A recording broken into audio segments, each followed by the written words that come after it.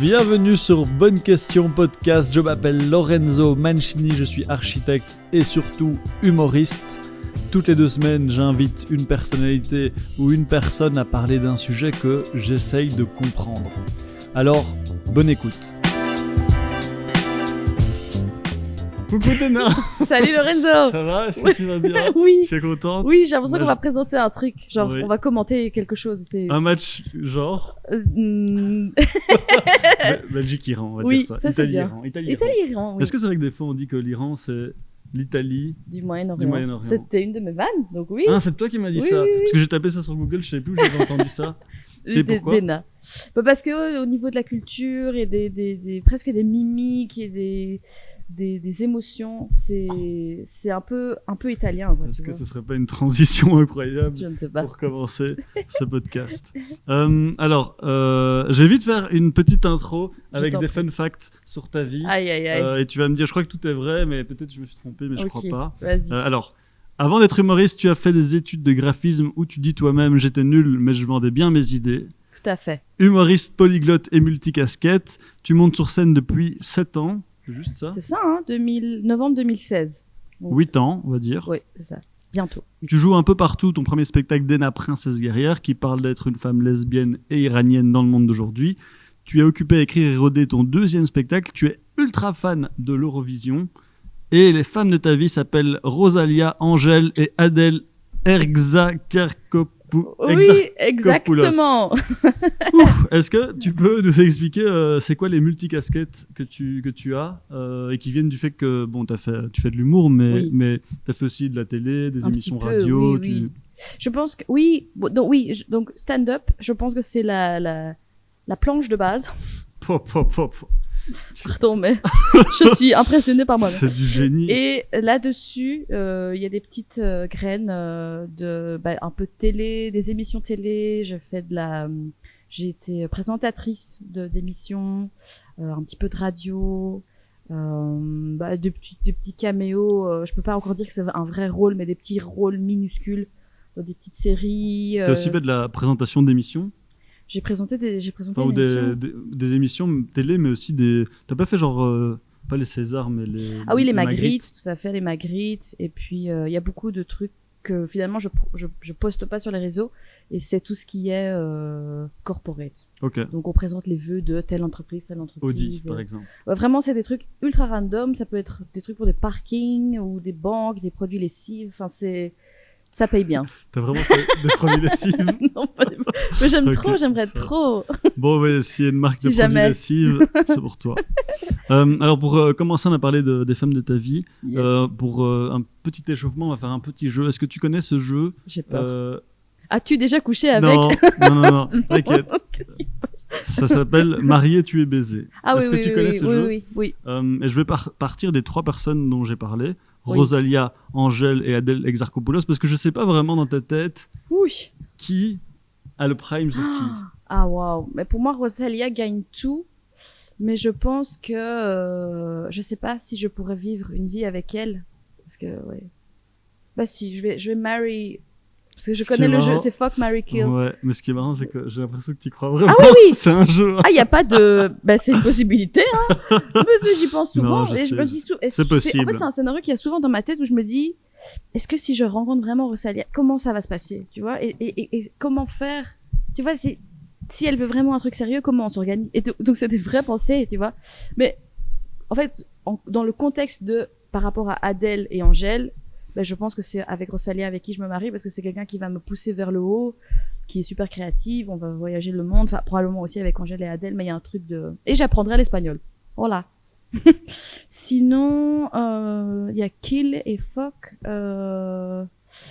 Ben, je pense que j'aurais bien une aventure folle d'une nuit avec Adèle Exarchopoulos, si tu nous regardes, dans le consentement.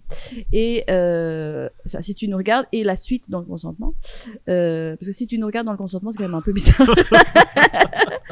Parce que je pense que, je sais pas, en fait, j'aime tellement Rosalia que je me dis que ce serait mieux de passer plus d'une... Je vais parler 1 heure de ça, hein, tu le sens. Hein. Mais j'ai que ça comme question. En fait, tu parles plus, ça devient un monologue.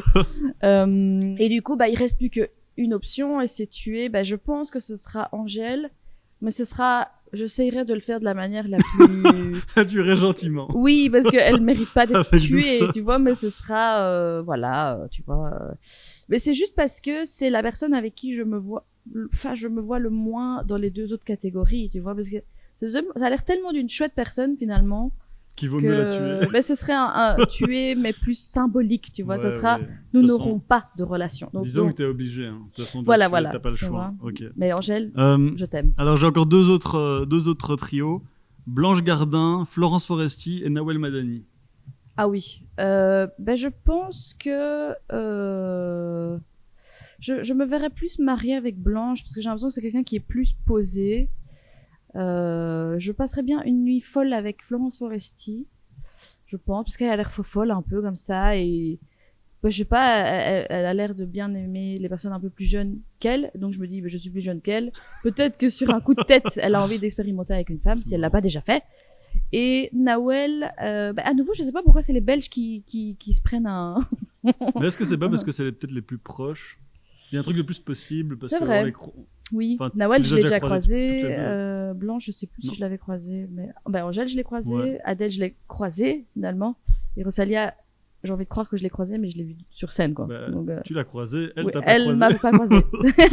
Et alors le dernier trio, Hermione Granger, Katniss Everdeen, tu vois, dans Hunger Oui. Games, ou Bella Swan de Twilight. Ah. En fait, je connais pas du tout tes goûts. non, c'est pas grave. Je sais pas si Oh, t'as bien un genre Rien de- du tout. C'est Harry vrai Potter, tout ça, mais je connais. Je pense que je tuerais Hermione parce que tu vois. Pourquoi Elle- Bah, chiante. Je vais m'ennuyer, je le sens déjà. Même si je pense que le choix intelligent serait de me marier avec parce que justement, tu vois, je sais pas. Elle a son shit together et on pourra bien organiser notre vie. Mais mon cerveau qui aime des trucs un petit peu foufou, ben n'aime pas. Katniss, à mon avis, je vais me marier avec parce qu'elle est belle. Voilà, super, superficialité. Allez, bonsoir. Et une nuit avec Bella. Mais, c'est vraiment, tu vois, c'est parce qu'il faut. Hein, parce Il qu'elle faut, a envie t'es et je dis obligé, bon, ouais. ça va. Tu vois. Allez, hop, c'est Elle est parti. chiante, Allez, elle est un peu hop là. collante. Alors, aujourd'hui, je t'ai demandé de venir parler des émotions. Alors, il y a deux raisons pour ça. La première, c'est que on a eu une discussion il n'y a pas longtemps Ouais. à Avignon où tu m'as dit un truc. Alors, c'est un truc que j'avais déjà, auquel j'avais déjà pensé, mais tu l'as vraiment dit en mots. Oui. Tu me dis, toi, t'es un mec rationnel et posé, et moi, ma vie est guidée par mes émotions Ouais, ou exactement. par ce que je ressens. Et du coup, j'avais envie de comprendre un peu plus de ce sujet-là. Et la deuxième chose, c'est que, évidemment, tu as un spectacle qui est très drôle et qui est du stand-up et qui est très marrant, mais qui a une fin qui a beaucoup d'émotions, à tel point qu'il t'arrive des fois des trucs un peu fous Oui. avec le public. Est-ce que tu peux nous raconter Oui. ce qui t'est déjà arrivé Ah oui, ça arrive tout le temps. La fin est une fin très émouvante. Ça parle de liberté, ça parle de mes parents qui se rencontrent. Et j'ai des personnes qui sont très différentes de moi. Par exemple, j'ai joué à Le Samoil il y a pas longtemps et il y a un monsieur plus âgé, blanc, enfin belge, j'imagine. Il fait presque 2 mètres, qui tremble et qui n'arrive même plus à parler, qui n'arrive pas à articuler et en fait il commence à pleurer. Et il avait attendu que tout le monde parte et il voulait juste me dire merci. En fait, il arrivait plus à parler. Il était là, je ressens tellement de choses et en fait, il m'a pris dans ses bras et ça m'a pas du tout dérangé parce que je sentais qu'il était vraiment tellement rempli d'émotions et qu'il était tellement ému qu'il avait besoin. Et en fait, ça m'arrive hyper souvent que les gens qui viennent me voir sont dans un état un peu second, très ému parce que je le dis à la fin quand je parle de liberté, ça touche quelque chose et parfois 50% du temps, c'est des Belges, c'est des Français, c'est des Européens qui n'ont pas forcément un passé migratoire. Et l'autre partie, c'est quand même des gens qui ont migré, mais ça peut être un Italien qui vient vivre en Belgique, un Albanais, et ça peut aussi être Amérique latine, Asie, Afrique. Et c'est des gens qui... Et de toute façon, je pense que même si tu n'as pas un passé migratoire, la liberté, ça reste quelque chose qui touche tout le monde. Et donc, les gens sont dans un état second, les gens pleurent. Et moi, aujourd'hui, je le sais, donc je l'accueille autrement qu'avant, mais au début, j'étais pas prête du tout à accueillir finalement l'émotion si forte des gens. Donc, c'est pas un truc que tu as calculé, quoi. C'est Pas un du truc tout. où tu t'es dit, je vais juste livrer mon histoire. Exactement. Et tu t'attendais. Est-ce que tu t'es dit quand même à la fin, je vais mettre un truc un peu plus émotif ou c'est vraiment. Et tu t'attendais vraiment à aucune des réactions que tu as eues Mais en fait, la raison pourquoi j'ai mis ça, c'est que c'est déjà, ce que je raconte à la fin, que je vais pas trop spoiler, c'est quelque chose qui, moi, me prend aux tripes, qui est aussi la raison pourquoi je suis là. Et c'est quelque chose qui m'émeut et que j'aimais bien raconter même quand j'étais pas dans le stand-up. Je me suis dit, vu que c'est si fort, je vais le partager à tout le monde parce que j'ai l'impression que c'est très beau. Et je pense que les gens sentent la sincérité dans ce que je raconte. Je pense que le spectacle, là, je sais pas combien de fois je l'ai joué, mais en tout cas des centaines de fois. L'émotion ne diminue pas, donc pour te dire à quel point c'est quelque chose de fort en moi. Et t'avais une deuxième question, c'était oui, si j'ai fait exprès. Et du coup j'ai calculé. Non, pas du tout, parce que je me suis juste dit c'est beau. Et en le racontant, vu que c'est quelque chose de si sincère et si profond et très important pour moi de dire que la liberté c'est quelque chose de très important. Pour moi, ça me donne un sens de faire ce spectacle. Et je me suis dit, parce qu'il y aura des jours où j'aurai marre de jouer ce spectacle, rien que pour les dernières phrases, mais en fait, ça me rebooste et ça me redonne envie de le jouer. Et donc, en fait, c'était vraiment par rapport à, parce que je me connais et je sais que je peux avoir des up et des down. Je me suis dit, qu'est-ce qui va me donner envie de jouer ce spectacle pendant des années? Et donc, c'était ça. Et donc, le deuxième facteur, c'était que j'étais un peu déçue de voir que dans les spectacles qui m'entouraient, quand je m'étais lancée dans le stand-up, il y avait de l'émotion, mais parfois c'était un peu devenu la mode à l'américaine de finir sur une grosse blague, that's it, thank you, et musique, rideau, et j'étais là, on a vécu un moment ensemble où il parle l'humoriste parle de plein de trucs, et puis c'est thank you, good night, et j'étais là, dis au moins, je sais pas, t'as une plateforme, tu parles à des milliers de gens, dis un truc, je sais pas, dis quelque chose, tu vois, utilise cette plateforme pour dire un truc, et donc je me disais là, je vais le faire. je vais faire ce qui, pour moi, manque un peu dans le stand-up, et c'est de mettre un message à la fin. Enfin, tu m'avais dit, là, faut passer, je suis guidé par mes émotions. Est-ce qu'il y a un mot là-dessus? Est-ce qu'on peut dire que tu es hypersensible? Est-ce qu'il y a un truc scientifique qui t'aide à dire ça, ou c'est juste un diagnostic que tu fais toi-même? J'ai pas de... en tout cas, les gens qui m'entourent, les thérapeutes qui m'entourent sont des thérapeutes qui ont pas tendance à coller des mots. Donc, cliniquement parlant, j'ai pas cherché à avoir un diagnostic. Je pense que je rentre dans pas mal de cases. Je pense que je dois probablement être sur le spectre de l'autisme, mais j'ai pas d'analyse clinique. Donc, je sais pas. Aujourd'hui, moi non plus, je me colle pas trop d'étiquettes. C'est juste que j'apprends à me connaître et j'apprends à vivre avec mon cerveau qui a parfois un peu des tocs, quoi, des tocs émotionnels. Et tu t'es rendu compte de ça à quel moment? Est-ce que c'est un truc que tu sais que depuis toujours, ou est-ce qu'il y a un moment dans ta vie où il y a eu un déclic de là je sens que j'ai besoin soit d'en parler à quelqu'un de professionnel, soit je sens que ça m'handicape dans la vie de tous les jours? Est-ce qu'il y a un moment précis où tu t'es rendu compte de ça? En fait, depuis mon enfance, tous les adultes qui m'entouraient me disaient à ma mère, elle est spéciale, ta fille elle est spéciale, mais c'était positif. Dena, elle est quand même très spéciale, et donc je pense que je sentais, je me disais qu'il devait y avoir quelque chose. C'était souvent dans, oh là là, j'ai l'impression que je me la pète, mais c'était souvent dans l'intelligence. Parce que j'étais un peu surdouée, tu vois. Mais en même temps, ça, je m'en fous parce que oui, tu vois. En plus pour toi, c'est ta normalité, quoi. Oui, et puis je sais pas, je trouve aussi que c'est parfois un désavantage parce que avec beaucoup de thérapie, je me rends compte que mon enfance était quand même une enfance aussi chargée émotionnellement. J'ai un peu de la peine pour mon enfant d'avoir vécu avec tant de charges. Après, je pense que c'est un phénomène que vivent beaucoup d'enfants, de parents qui sont réfugiés, parce que tu parles mieux la langue qu'eux, tu dois prendre en charge un peu leur vie, les démarches administratives, tu connais plus vite la culture qu'eux, et donc tu vois le décalage entre ta culture à la maison, ta culture dehors, et du coup tu comprends ta différence, et donc ça fait beaucoup d'infos pour un cerveau d'enfant. Donc je pense que c'était un avantage d'être intelligente parce que ça m'a permis de, tu vois. Mais est-ce que tu avais le choix en fait de... Mais c'est ça, j'avais pas le choix, et je suis un peu triste de pas avoir eu une enfance un peu plus légère, tu vois. Ce qui fait qu'aujourd'hui, je sens que j'ai des émotions cristallisées dans mon corps, et j'ai des réflexes d'enfants traumatisés. Bon, c'est un très gros mot, mais donc je suis encore sous la même tension que j'ai pu être quand j'étais enfant, parce que je sentais que je devais beaucoup, par exemple, soutenir mes parents émotionnellement, administrativement, tu vois. Donc aujourd'hui... Mais donc aujourd'hui, ça se ressent... c'est quoi? Ça se passe dans ta tête? Ça se passe dans ton corps? Comment ces émotions elles ressortent? Bah, c'était Est-ce que tu communiques ça? Est-ce que tu Bah, j'ai un psy depuis que j'ai, je pense, 12 ans. Donc, pour moi, voir un psy. C'est le même? Non, t'imagines? Non, je suis pas. Bah, quand t'es enfant, de toute façon, t'as un psychologue pour enfants. Attends, tu disais quoi? Je disais comment je les sens. Ouais. Bah, au début, c'était quand même très cérébral. Et aujourd'hui, à 33 ans, les émotions commencent à sortir de ma tête, mais par contre, elles rentrent dans mon corps. Dans tes épaules, j'ai bien compris tout à l'heure. Je suis arrivée en disant que j'ai mal aux épaules, mais aujourd'hui, je sais que bah, c'est là qu'est caché, ou c'est là que va mon émotion, en fait. Dans 40 ans, ce sera dans tes pieds. Non, mais tu vois, ça descend jusqu'à ça ouf, là.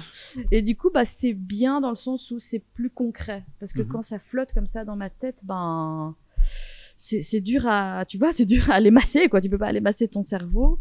Et donc, j'ai l'impression d'être quand même sur un chemin où mes émotions sont plus sous forme de gaz, donc chaotiques, mais commencent à se liquéfier et devenir un liquide que je peux plus, tu vois, guider, quoi. Est-ce que c'est le fait de voir des psychologues qui t'aident à comprendre comment tu fonctionnes et du coup tu rationalises un peu ce qui se passe dans ta tête, ou est-ce que tu crois juste que c'est physiquement que tu es en train de changer? Ouais, je pense qu'au-dessus de tout, c'est une envie personnelle. Parce que j'ai grandi quand même dans un environnement où surtout ma mère était quelqu'un, et j'en parle beaucoup dans le spectacle, quelqu'un d'extrêmement clairvoyant, très avant-garde. Elle a toujours été passionnée de psychologie.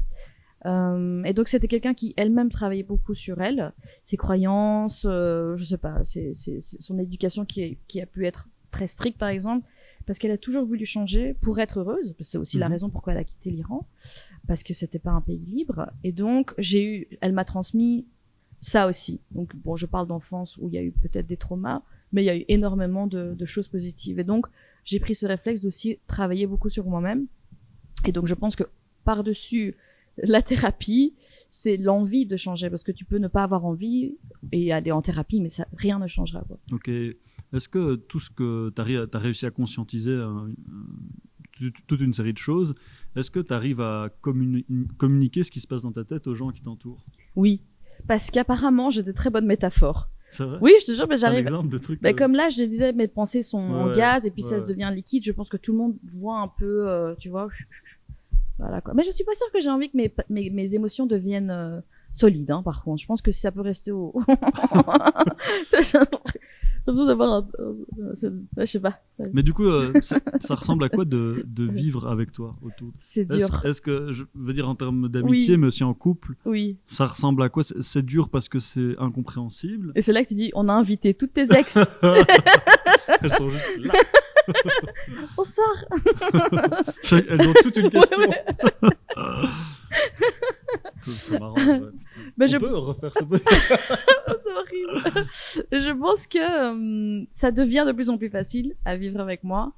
Mais je pense que c'est... en fait, la question est facile à répondre parce que je suis la première à devoir vivre avec moi-même, tu vois. C'est déjà compliqué pour toi. Et c'est déjà... et je me dis, si pour moi, des fois, je m'insupporte, j'imagine très bien que pour des personnes extérieures, c'est encore plus dur, quoi, tu vois. Mais je pense que mon avantage et ce qui fait que je suis une super copine, c'est que j'en suis consciente. J'en suis consciente, tu vois.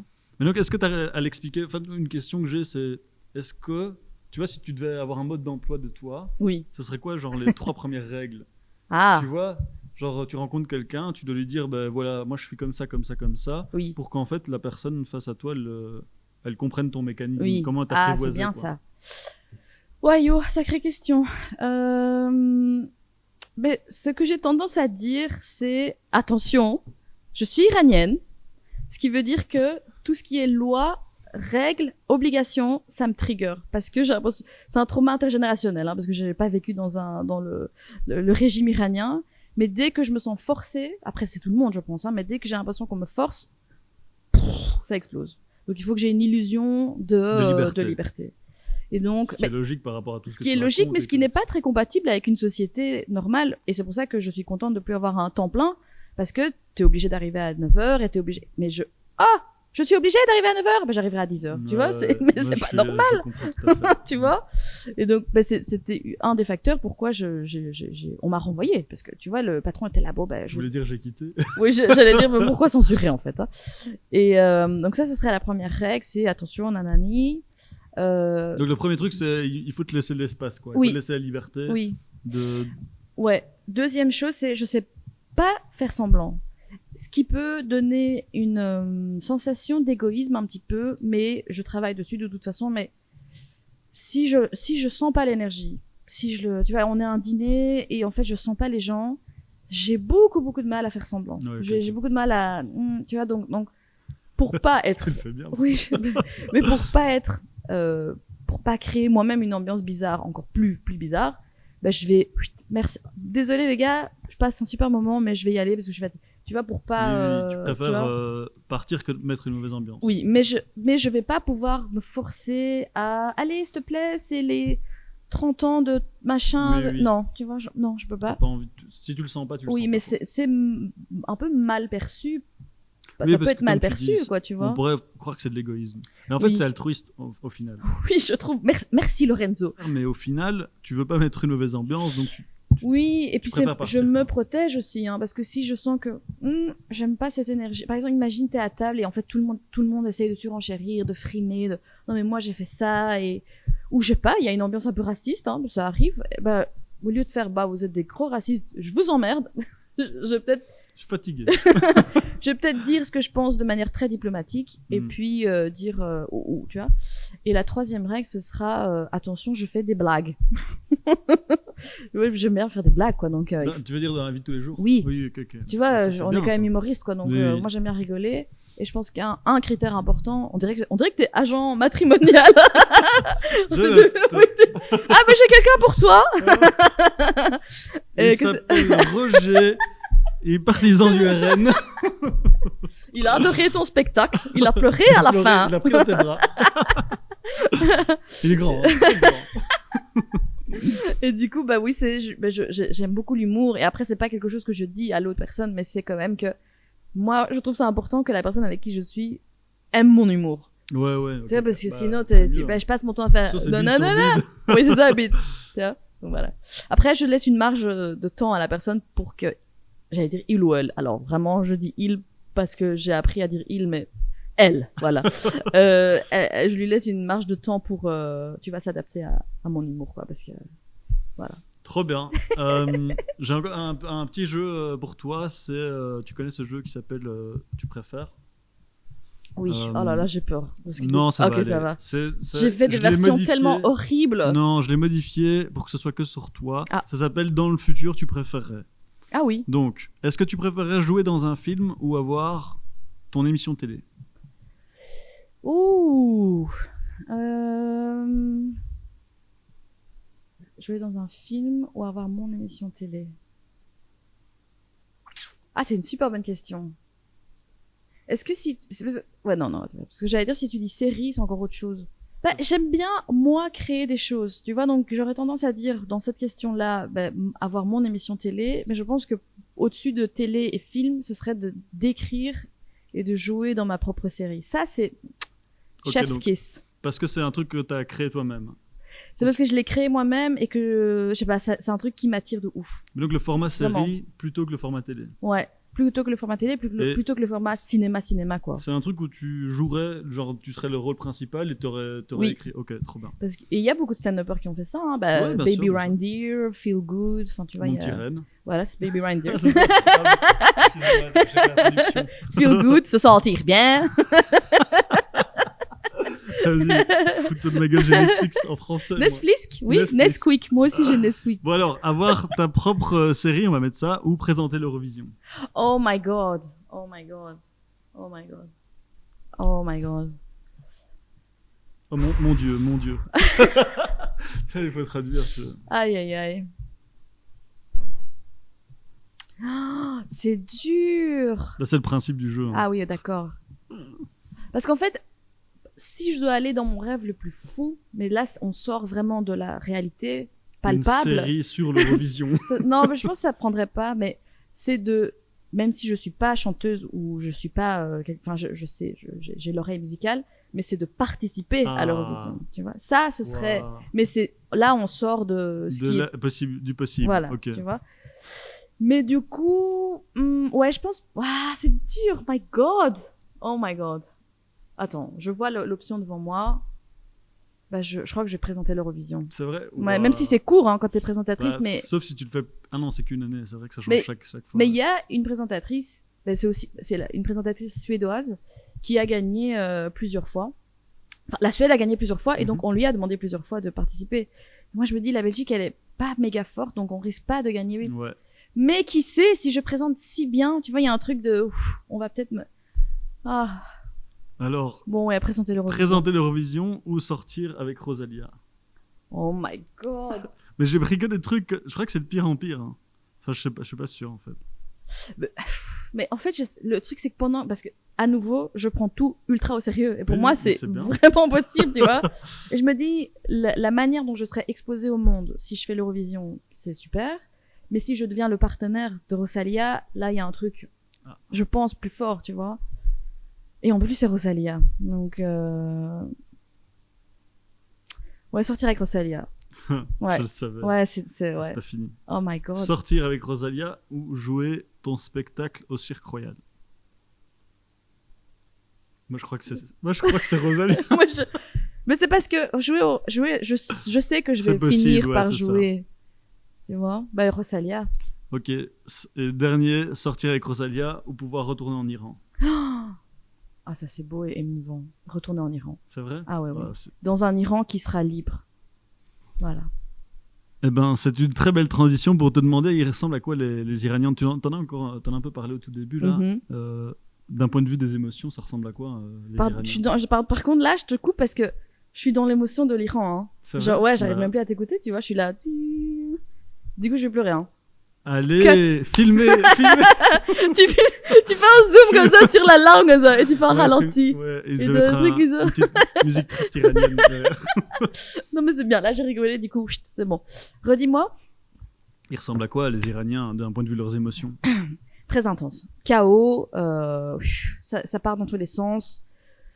Ce qui fait aussi que c'est très vivant. Après, il y a une grosse différence, malheureusement, aujourd'hui, entre les Iraniens en Iran et les Iraniens en dehors de l'Iran, parce que quand tu es en Iran, il y a une telle pression extrême du régime que les gens sont...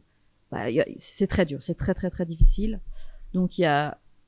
c'est triste à dire, mais il y a quand même un peu une forme de dépression qui règne, quoi, tu vois, parce que c'est un régime, c'est une dictature. Donc, tu peux pas... C'est en deux temps parce que c'est une dictature, donc c'est dur d'être épanoui, et en même temps, ça montre la puissance de l'âme des Iraniens de réussir à transcender cette dictature et quand même être des gens épanouis, tu vois.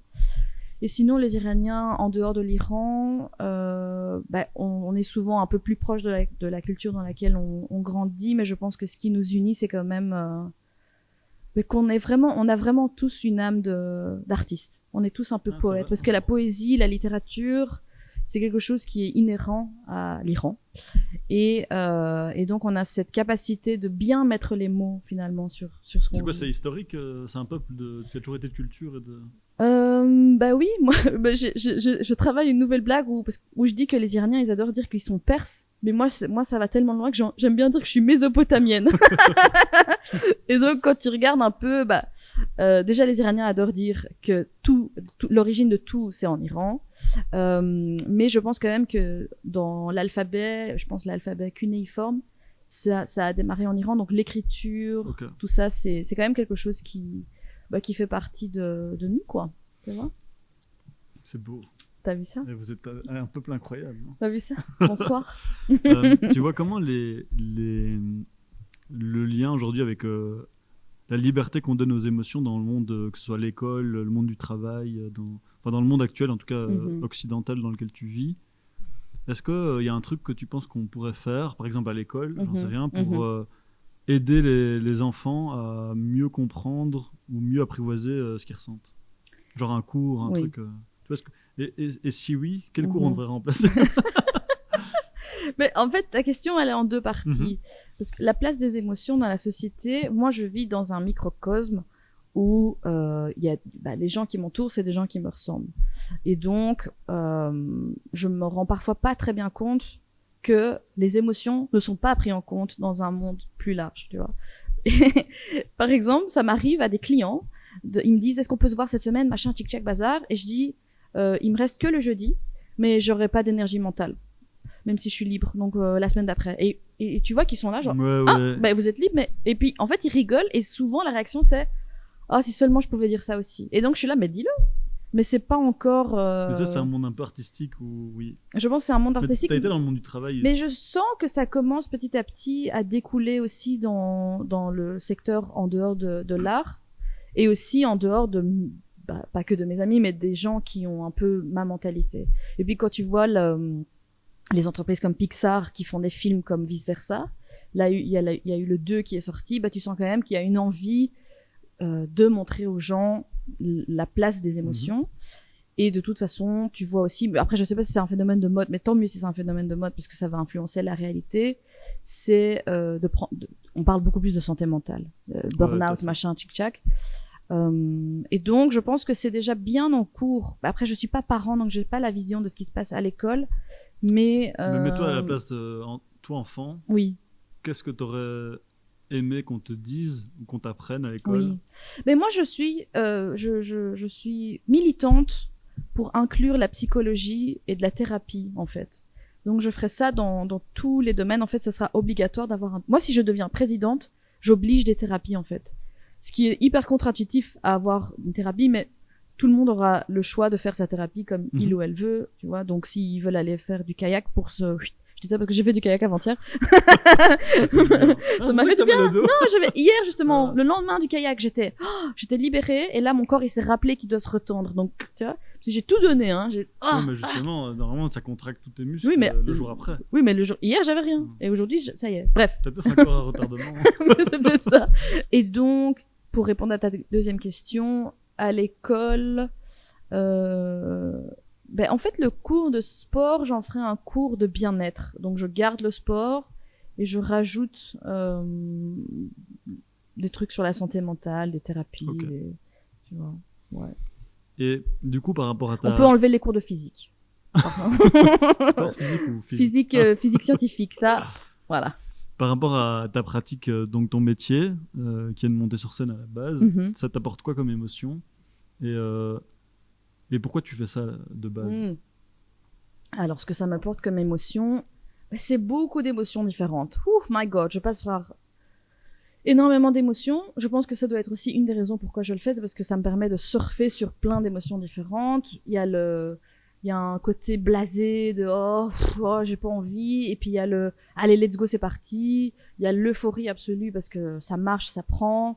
Il y a le stress de est-ce que c'était bien, est-ce que ça va être bien. Donc on a vraiment une panoplie d'émotions, mais c'est surtout une sensation de gratitude. Moi, c'est vraiment j'ai envie de dire merci quoi. À chaque fois que j'ai joué, c'est une couverture chauffante mais humaine, et je sais pas, c'est tellement agréable d'avoir un échange si sincère avec les gens. Je sais pas, c'est une forme de relation consentante, parce que les gens viennent souvent avec envie, et je sais pas, c'est un échange limité dans le temps, mais quand même qui perdure. Enfin, moi j'aime bien dire que j'aimerais bien que mon spectacle fasse l'effet de l'encens, tu vois. Okay.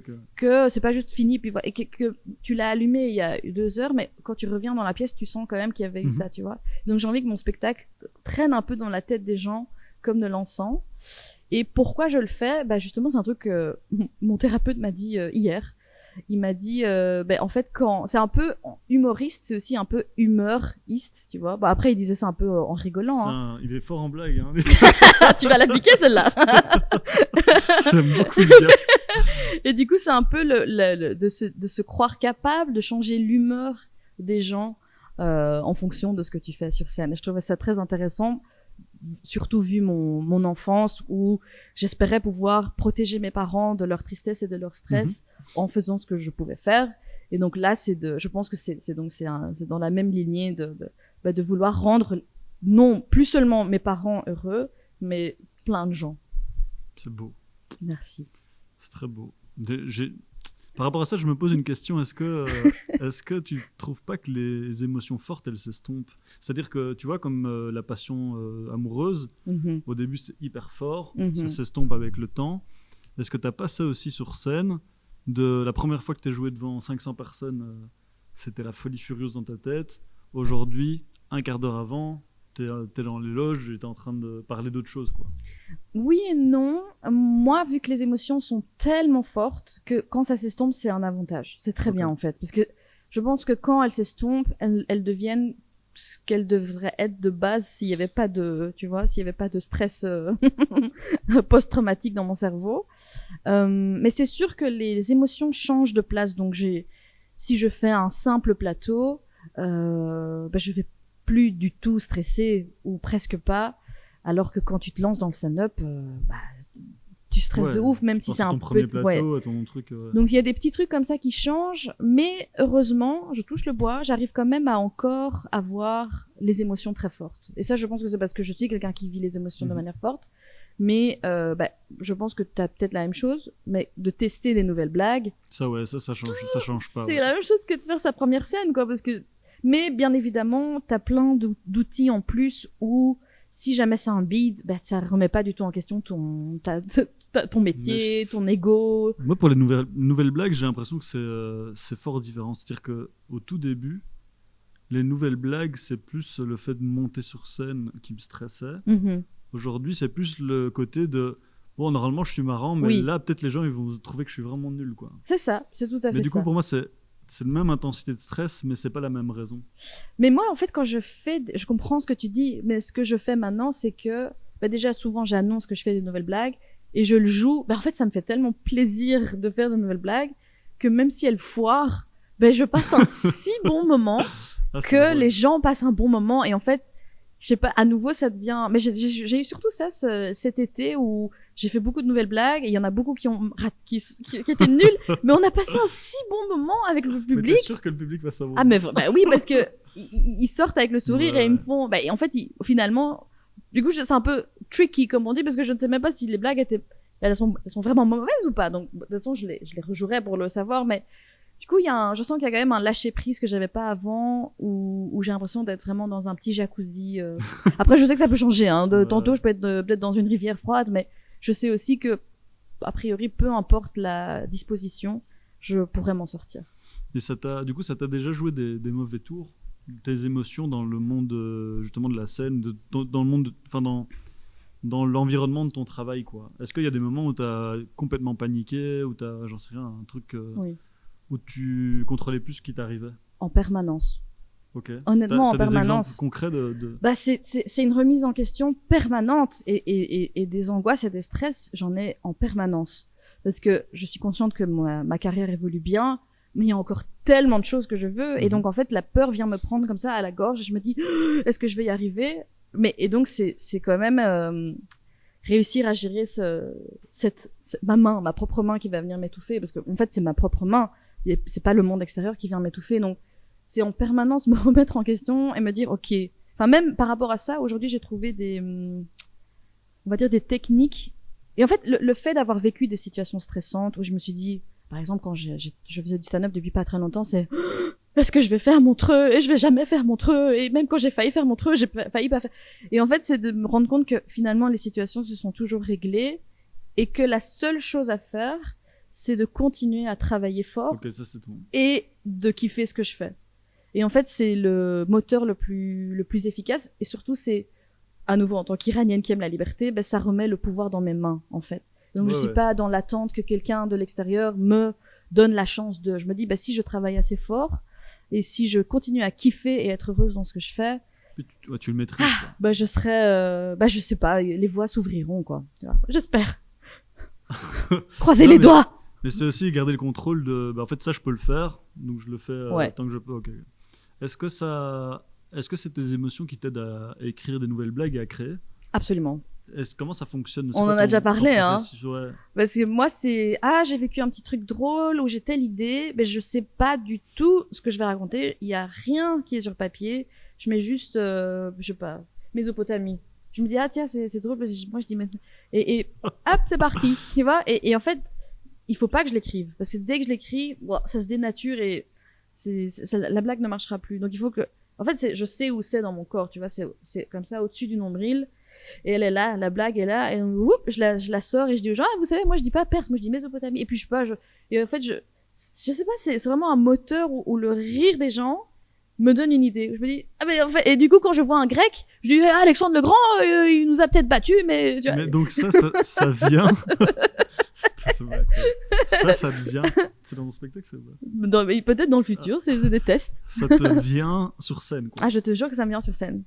Parce que je pense, par exemple, je pourrais dire Mésopotamie, mais je pense pas du tout à Alexandre le Grand, et je pense que, bah, du coup, il faut que je réécoute parce que je sais même plus ce que j'ai dit, mais. Si en italien, tu dis quoi? Mais en fait, moi, je pars sur, et puis, parce que, non, je sais pas si je sais pas ce que je dis, mais je sais que j'ai dit, les Grecs, machin, Alexandre le Grand, et puis je me suis dit, oui, je sais, Alexandre le Grand, il vient de la Macédoine, et puis je suis partie sur, et dans l'Eurovision, ils étaient nuls, enfin, tu vois, et. Mais ça, à aucun moment, t'avais ces idées avant de monter sur scène. Pas du tout. En même temps, enfin, je sais pas, mais moi, je trouve ça bizarre d'avoir ces idées à l'avance. Enfin, tu vois, j'arrive pas à m'imaginer que je suis toute seule dans ma chambre et j'arrive pas à m'imaginer que cette inspiration-là. Moi, j'arrive pas à m'imaginer que tu sautes sans parachute. Ouais. Ah oui. Parce que pour moi, tu sautes dans le vide et tu dis, je vais bien trouver un parachute. Ah oui, je vois. Trop fort, quoi. Ah non, moi, j'ai besoin Alors que moi, j'ai 14 parachutes. Oui.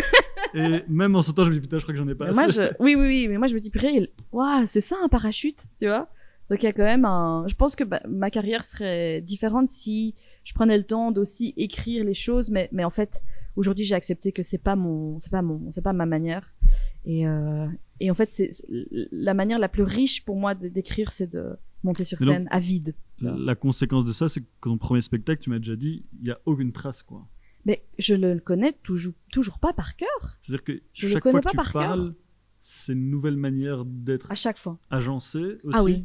Je change plus l'ordre, mais vu que je connais pas l'ordre, vu que je connais pas le texte, des fois j'oublie et donc il faut que j'improvise une manière, et c'est arrivé des milliers de fois où je me dis, oh, j'ai complètement oublié ce bloc, et donc en fait je trouve un pont pour que, tu vois, mais en fait le spectacle est fait de telle sorte que le Rubik's Cube il va être réglé peu importe, tu vois.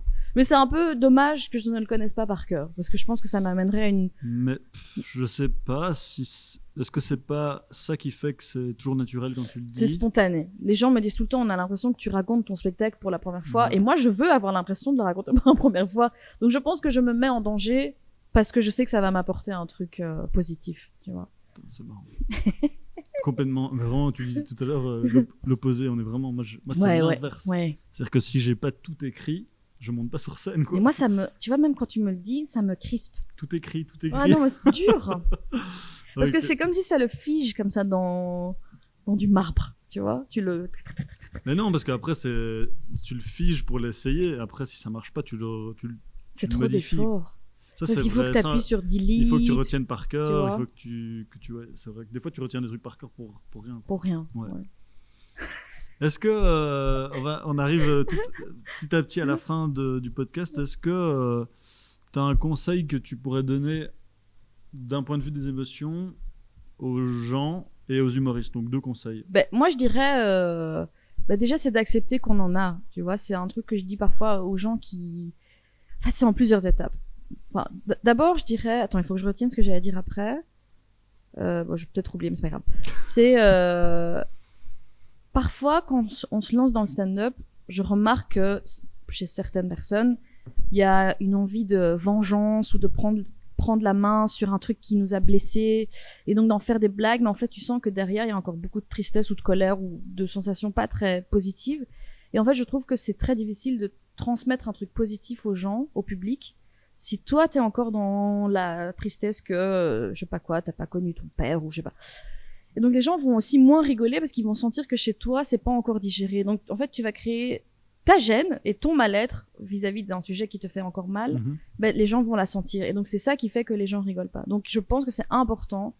Les gens qui disent la scène c'est ma thérapie, moi je trouve ça dangereux parce qu'il faut faire ta thérapie et ce que tu fais en thérapie, le résultat, même si c'est pas toujours quelque chose de positif, c'est ça que tu peux venir mettre sur scène.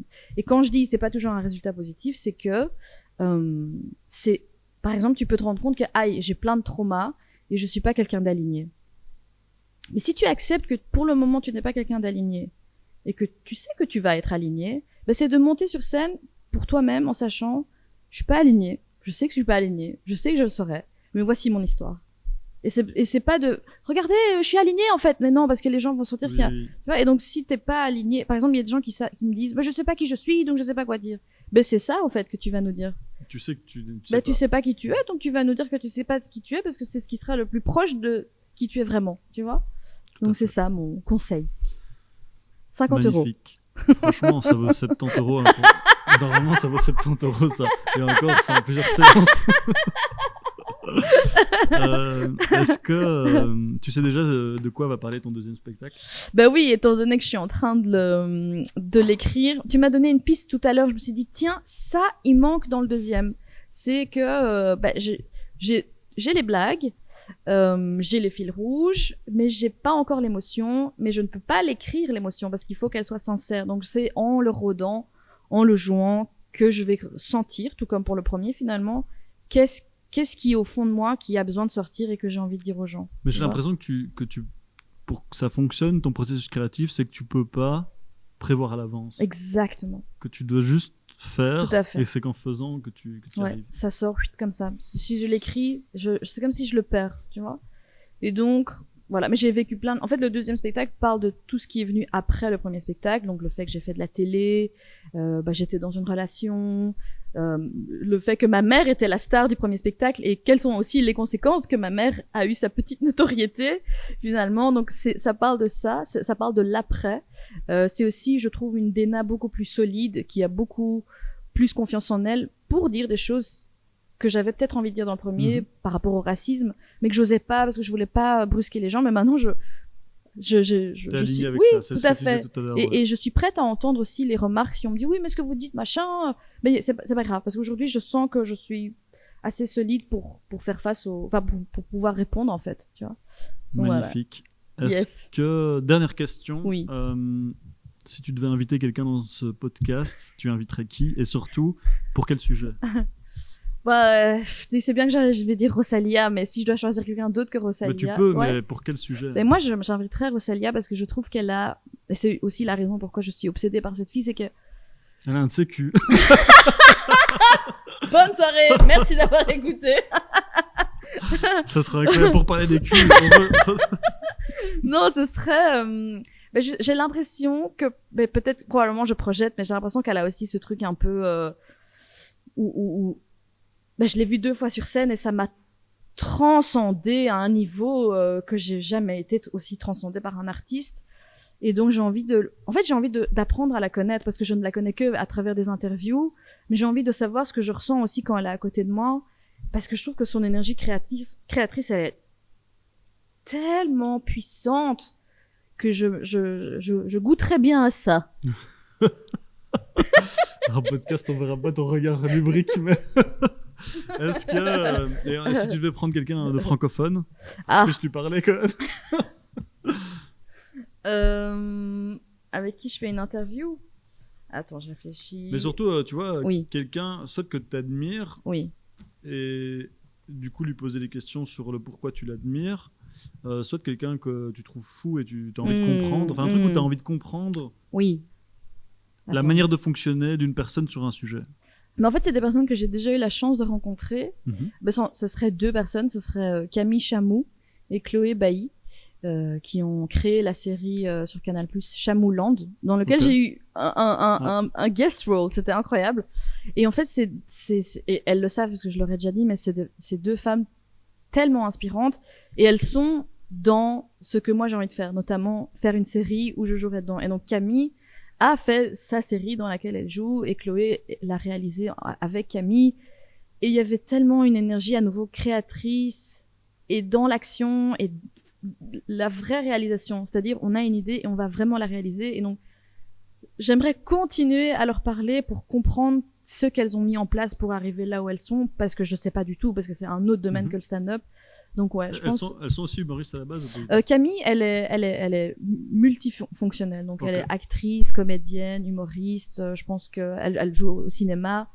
Et Chloé, je sais qu'elle est réalisatrice, peut-être qu'elle est productrice. Je connais pas très bien son CV, mais en tout cas, c'est 2 personnes extrêmement inspirantes que j'ai eu la chance de rencontrer.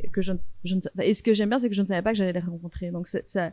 Et je leur ai dit, moi, je mets votre photo dans mon mood board parce que c'est des personnes que je trouve extrêmement inspirantes. Voilà. Magnifique. Yes. Est-ce que, pour terminer, Oui.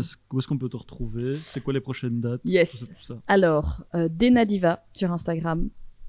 Je sais pas si les gens utilisent Facebook, mais je pense que j'ai Facebook et ça s'appelle Dena Comedy. Je suis pas sûre, mais Facebook, Dena Diva. J'ai mon nouveau spectacle que je rôde, qui n'a pas encore de titre, qui est au Petit Kings, au Comedy Club.